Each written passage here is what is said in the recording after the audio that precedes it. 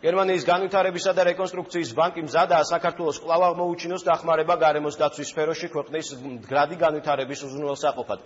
ეს განცხადება ბანკის ვიცე-პრეზიდენტმა ევა ვიტესმა გარემოსა და ბუნებრივი რესურსების დაცვის მინისტრ ხათუნა გოგოლაძესთან შეხვედრაზე გააკეთა. მხარეებმა ბანკის მხარდაჭერით მიმდინარე პროექტები და სამომავლო თანამშრომლობის იდეები განიხილეს.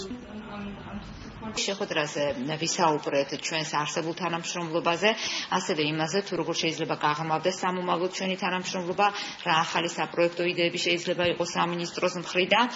სიხარულით და სიამოვნებით მინდა აღნიშნო, რომ გაერთიანებული გამოთქვამს მზადყოფნას, რომ კვლავაც გააგრძელოს სამინისტროს დახმარება და ფინანსური მხარდაჭერა ამ მიმართულებით. შეხვედრაზე განვიხილეთ მიმდინარე პროექტები. მიმდინარე წლის დასაწყისში ჩვენ ხელი მოვაწერეთ პროგრამას საქართველოს დაცული ტერიტორიებისთვის 4 მილიონი ევროს ოდენობის დახმარების გაწევის თაობაზე, რომელიც წარმატებით მიმდინარეობს. აგრეთვე განვიხილეთ წინადადებები თუ კიდევ რა პროექტების ფარგლებში შეიძლება აღმოუჩინოთ დახმარება სამინისტროს.